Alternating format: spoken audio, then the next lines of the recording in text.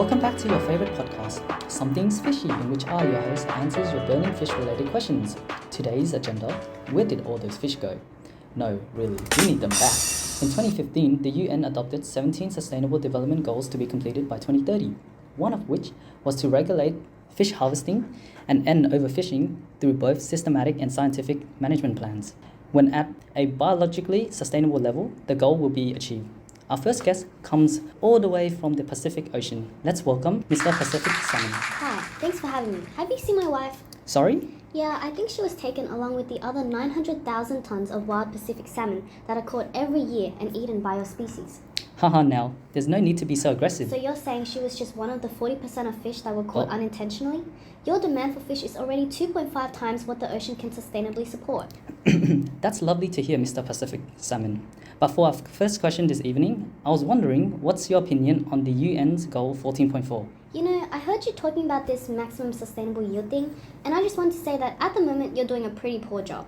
Only 9.9% of all fish stocks are above maximum sustainable yield, and according to the World Wildlife Fund, only 90% of fisheries are overexploited. Really? Well, it sounds like the ocean could do with some protected areas. Do these exist? Marine reserves could really help by increasing biomass by 600%, but they only cover 1.6% of the ocean. And you can't just tell humans to stop fishing. What true. I would like to know is what you as a species are doing to help. Wow, what a great question, and an excellent opportunity to introduce our second guest. Please introduce yourself. Hi, I'm a transgenic salmon that people seem to be freaking out about because I've been genetically modified. So, could you please tell us more about why you exist? Thank you, host, for that not at all insulting question. Well, you're welcome. The genetic modification of the Atlantic salmon, the second most consumed fish in the US, allows me to grow year-round instead of only growing in spring and summer, like my wild counterparts. This means I reach my desired weight in 18 months as opposed to 3 years. I'm also farmed inland as a part of the growing aquaculture industry, which in 2018 provided 50% of fish for human consumption.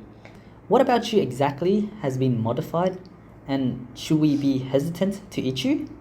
At the end of the day, what you eat is really up to you, but I'm only modified to include hormone-coding genes from other food-grade fish, which at a young age I was micro-injected with a construct that was created in 3 not-so-quick and definitely not easy steps. Wait, so really you just grow faster?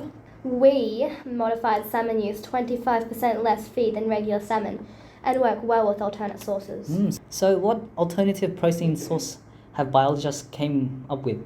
There's a few.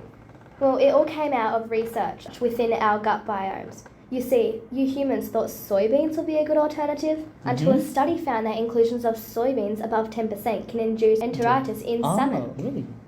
So I suppose this is why microbiologists and farmers need to work together to solve this issue then. Well, yeah, I thought that was obvious by now. Oh, would you look at that? It seems we have a caller. Salmon, I'm sorry, but I'm going to have to make you leave. Such a shame, really. Hello, welcome to Something's Fishy. You're now being recorded. I'm so relieved you have called. Thanks. I'm Mr. Largemouth Bass, and I've done some work with humans to study the effects of various microorganisms on gut health.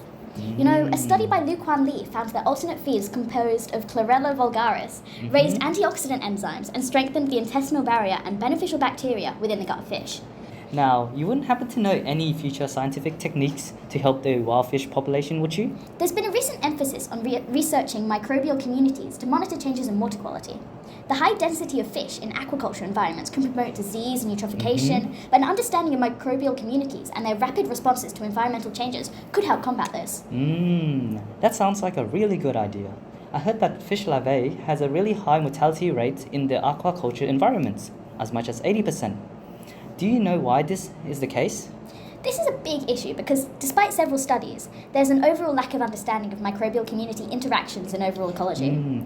With the lack of vaccination protocols in place and an overuse of antibiotics and general chemicals which can affect human health, introducing beneficial microbes may provide more sustainable disease control, but this is relegated to a future possibility.